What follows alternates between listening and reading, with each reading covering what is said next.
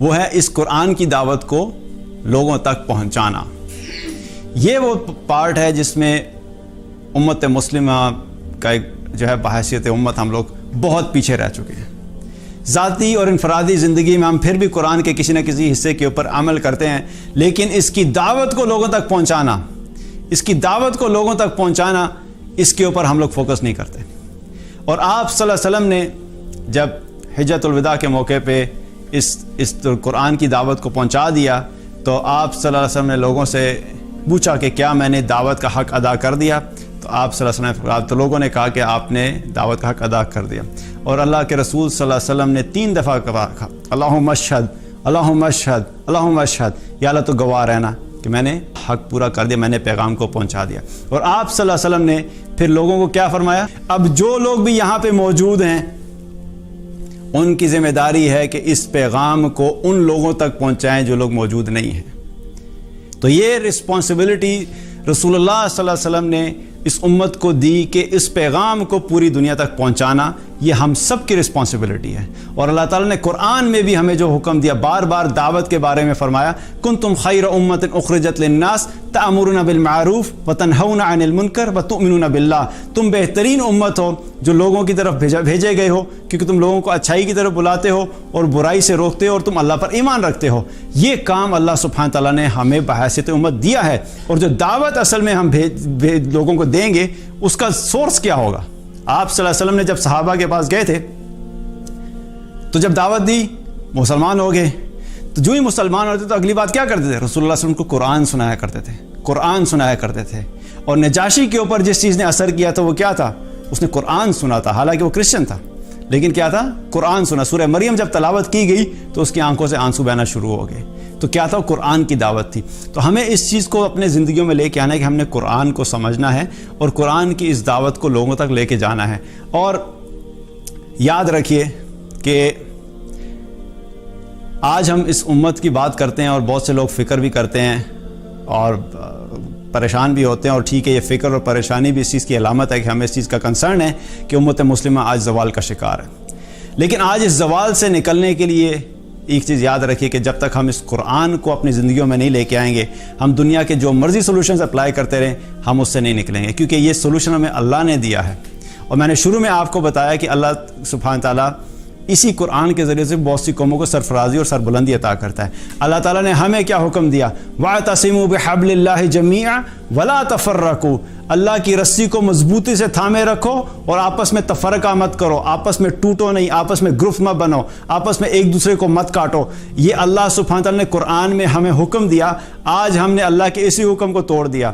وَاعْتَصِمُوا بِحَبْلِ اللَّهِ جَمِيعًا، اللہ نے قرآن کو کہا کہ یہ اللہ کی رسی ہے۔ اور ایک حدیث میں آتا ہے، نبی صلی اللہ علیہ وسلم نے فرمایا کہ قرآن جو ہے وہ اللہ کی رسی ہے جس کا ایک سرا اللہ کے ہاتھ میں ہے اور دوسرا سرا ایمان والوں کے ہاتھ میں ہے۔ سبحان اللہ! آپ ذرا اس چیز کو امیجن تو کریں کہ جب ہم قرآن پڑھ رہے ہوتے ہیں تو اس کا مطلب کیا ہے کہ اس کا ڈائریکٹ کنیکشن اللہ کے ساتھ ہے، ایک سرا اللہ کے ہاتھ میں اور ایک سرا ہمارے پاس ہے۔ دیٹ مینس کہ جب تک ہم اس قرآن کو پکڑے رکھیں گے تو ہم اللہ سے کنیکٹ رہیں گے۔ اور پھر آپ صلی اللہ علیہ وسلم نے فرمایا کہ جو شخص بھی اس سرے کو مضبوطی سے پکڑے رکھے گا، نہ وہ دنیا میں گمراہ ہوگا اور نہ ہی وہ آخرت میں ہلاک ہوگا۔ تو اللہ سبحانہ تعالیٰ اس لوگوں کو دنیا کی گمراہی سے بھی بچائے گا اور آخرت کی ہلاکت سے بھی بچائے گا، لیکن کن لوگوں کو؟ جو لوگ اس قرآن کے ساتھ اپنا تعلق قائم کرتے ہیں، جن کی زندگیوں میں قرآن کی امپورٹنس ہے۔ ہمیں اپنی زندگی میں اس قرآن کو لے کے آنا ہے، ہمیں اپنی زندگی میں اس قرآن کو امپورٹنس دینی ہے۔ آج ہم اگر دیکھیں تو ہم اپنے اولاد کے لیے، اپنے بچوں کے لیے کتنے پریشان ہوتے ہیں، کتنے فکر مند ہوتے ہیں کہ ہمارا بچہ جو ہے وہ کون سا کریکولم پڑھے گا، ہمارا بچہ جو ہے برٹش کریکولم پڑھے گا، امریکن کریکولم پڑھے گا، آسٹریلین کریکولم پڑھے گا۔ لیکن ہمیں یہ فکر نہیں ہوتی کہ اللہ تعالیٰ نے جو کریکولم دیا ہے آخرت میں کامیاب ہونے کے لیے، کیا اس کریکولم کے اوپر فوکس کر رہے ہیں کہ نہیں کر رہے؟ ہمیں آنے والی زندگی کی کامیابی کے لیے بھی فکر کرنی ہے، اور وہ کامیابی اللہ نے ہمارے لیے قرآن میں رکھی ہے۔ اور اس قرآن کو اگر ہم چھوڑ دیں گے، اگر ہم اس قرآن کو چھوڑ دیں گے تو اس کے اوپر بھی اللہ تعالیٰ نے قرآن میں بہت سخت وعید بتائی ہے۔ یہ رویہ کہ اس قرآن کو چھوڑ دینا، نہ صرف چھوڑ دینا بلکہ ایون اپنی مرضی سے قرآن کو استعمال کرنا۔ سورہ بقرہ کی آیت نمبر 85 ہے، جس میں اللہ تعالیٰ نے فرمایا افتؤمنون ببعض الکتاب وتکفرون ببعض، تم اس کتاب کے کسی حصے پر ایمان لاتے ہو اور کسی حصے کا انکار کرتے ہو. فما جزاء من يفعل ذلك منكم الا خزي في الحیات الدنیا. اور ایسے لوگوں کی اس کے سوا کیا سزا ہو سکتی ہے کہ دنیا کی زندگی میں وہ ذلیل و خوار ہو کے رہیں. ویوم القیامت یردون الی اشد العذاب. اور قیامت کے دن بھی ایسے لوگوں کو شدید ترین عذاب دیا جائے گا. فما اللہ بغافل عما تعملون. اور اللہ تعالیٰ اس چیز سے غافل نہیں ہے جو کچھ بھی تم لوگ کر رہے ہو. یہ آیت حقیقت میں اتری تھی بنی اسرائیل کے رویے کے اوپر. بنی اسرائیل کیا کرتے تھے؟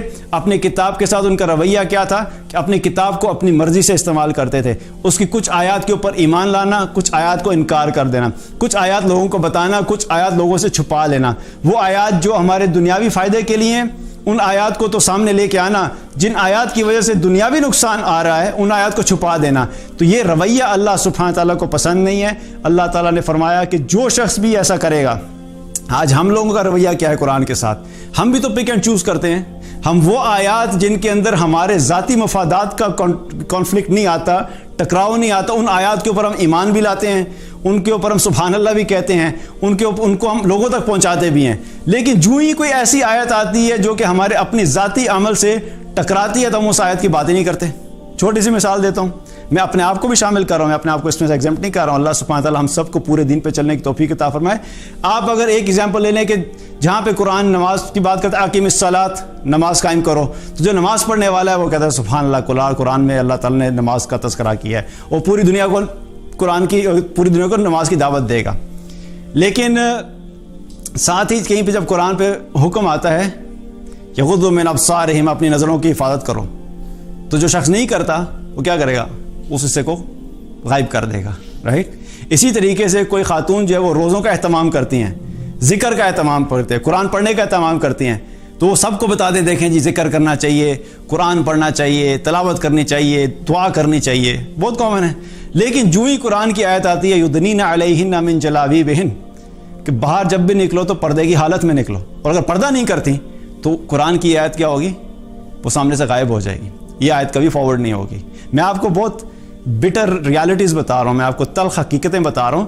یہ رویہ جو ہمیں اپنے رویے کو درست کرنا ہے کہ ہمیں قرآن کی ان تمام آیات کو اپنی زندگی میں لے کر آنا ہے. اور قرآن کو ہولسٹکلی جب ہم اپنی زندگی میں لے کے آئیں گے تو تبھی ہماری زندگیوں میں تبدیلی آئے گی، ہماری انفرادی زندگیوں میں تبدیلی آئے گی، ہماری اجتماعی زندگیوں میں تبدیلی آئے گی، ہمارے گھروں کے اندر سکون آئے گا، ہماری فیملیز کے اندر اللہ تعالیٰ برکت عطا فرمائے گا، ہمارے معاشرے میں اللہ تعالیٰ امن و امان عطا فرمائے گا اور اس کی برکت عطا فرمائے گا.